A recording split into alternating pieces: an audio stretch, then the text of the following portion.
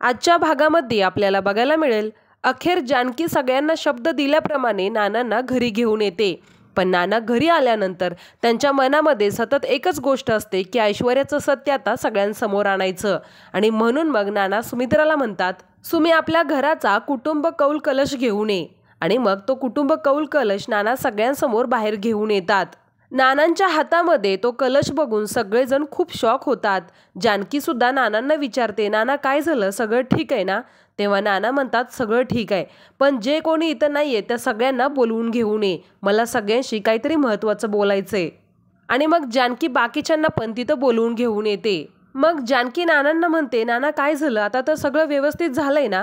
तेव्हा नाना म्हणतात, नाही, काही सुद्धा व्यवस्थित झालेलं नाही, तुम्हाला तसं वाटतंय.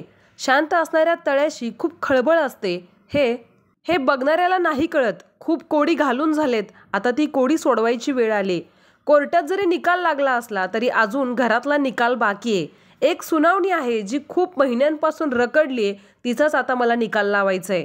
तेव्हा जानकी म्हणते, नाना कसला निकाल? त्यावर नाना म्हणतात, आज कोर्टामध्ये जे काही मी बोललो त्यातलं सगळं खरं आहे, फक्त एक गोष्ट सोडून. सगळेजण खूप शॉक झालेले असतात. सगळ्यांना कळतच नसतं की नानांना नेमकं काय बोलायचंय. ऋषिकेश म्हणतो, कुठली गोष्ट नाना? तर शर्वरी म्हणते, तुम्ही काय खोटं बोललात कोर्टात? मग नाना म्हणतात की मी कोर्टामध्ये हे खोटं बोललो की जिन्यावरून माझा पाय सटकला आणि मीच पडलो. नानांनी असं बोलल्यानंतर सगळ्यांना खूप मोठा धक्का बसतो. तर ऐश्वर्या मात्र खूप घाबरलेली असते. तिथं शर्वरीचा नवरा सुद्धा आलेला असतो. शर्वरीचा नवरा विक्रांत म्हणतो, काय तुम्ही जिन्यावरून स्वतः नाही पडलात? तर मग सुमित्रा म्हणते, जर तुम्ही स्वतः पाय घसरून नाही पडला तर मग तुम्ही कोर्टात असं खोटं का सांगितलं? तेव्हा नाना म्हणतात, कारण मला रणदिवे कुटुंबाची, आपल्या घराची आबरू अशी चव्हाट्यावर नव्हती आणायची. पण आता आपण घरात आहोत आणि घरातल्या सगळ्यांना ही गोष्ट, हे सत्य कळायला हवं. मग नाना पुढे म्हणतात, ज्या व्यक्तीनं मला या जिन्यावरून ढकललं होतं, मला या जिन्यावरून पाडलं होतं, त्या व्यक्तीनं सगळ्यांसमोर यावं आणि आपला गुन्हा कबूल करावा. त्या व्यक्तीनं सगळ्यांसमोर येऊन आपला गुन्हा कबूल केल्यानंतर मी सुद्धा त्या व्यक्तीला माफ करेन. आणि तसं जर त्या व्यक्तीने नाही केलं, नाही सगळ्यांसमोर येऊन माफी मागितली, तर मग मात्र त्या व्यक्तीचं काही खरं नाही. तर सगळेजण एकमेकांच्या तोंडाकडे बघत असतात. कोणाला काय चाललं हे काहीच कळत नसतं. पण ऐश्वर्याला मात्र हे सत्य माहीत असतं. आणि जानकी ऐश्वर्याकडे बघत असते. तर ऐश्वर्या मनातच म्हणत असते की नाना प्लीज माझं नाव घेऊ नका, सगळ्यांना माझं नाव सांगू नका. मग नाना म्हणतात, त्या व्यक्तीला अजून समोर यायचं नाही का? यायचं नाही तर ठीक आहे, आता मी शेवटचे 3 आकडे मोजतो आणि ते 3 आकडे मोजेपर्यंत त्या व्यक्तीनं समोर यायचं, नाहीतर मी स्वतः त्या व्यक्तीचं नाव घेणार. पण नानांनी 3 आकडे मोजून सुद्धा ऐश्वर्या समोर येत नाही. ऐश्वर्याला घाम फुटलेला असतो. ऐश्वर्या भयंकर घाबरलेली असते. पण ती पुढे येत नाही म्हटल्यावरती नाना खूप चिडतात आणि ऐश्वर्याला खूप रागाने म्हणतात, काय ग बेशरम, इथं उभारून हे ऐकायला तुला लाज नाही वाटत का? मला जिन्यावरून ढकलणारी दुसरी तिसरी व्यक्ती कोणी नसून ही ऐश्वर्याच होती, असं नाना ऐश्वर्याकडे बोट करून सगळ्यांना सांगतात. मग मात्र सगळ्यांना खूप मोठा धक्का बसतो. तर ऐश्वर्या खूप घाबरलेली असते. ज्या गोष्टीवरून घरात इतक्या दिवस एवढं महाभारत झालं, त्याची खरी सूत्रधार ही ऐश्वर्याच होती.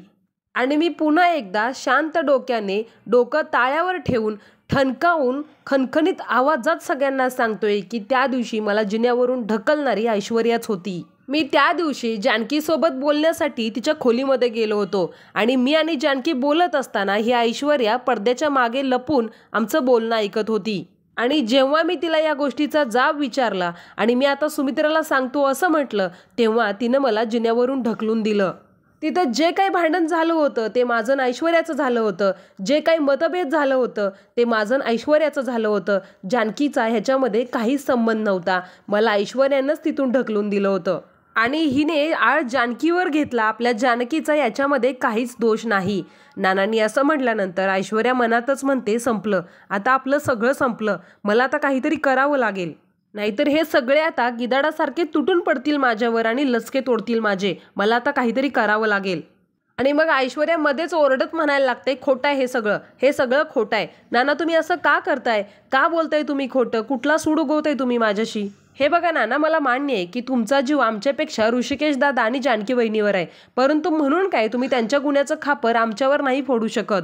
नाना खोटं बोलतायत आणि माझ्यावर विश्वास ठेवा म्हणून ऐश्वर्या सुमित्रा, सारंग आणि शरूला विनवण्या करत असते. तर त्यावेळेला मग सुमित्रा रागाने ऐश्वर्याच्या कानाखाली वाजवते. सुमित्रा ऐश्वर्याच्या एक कानफाडात जोराने मारते आणि म्हणते विश्वास हा शब्द वापरलास म्हणून. दुसरी एक कानफाडात मारते आणि म्हणते जानकीवर आळ घेतलास म्हणून.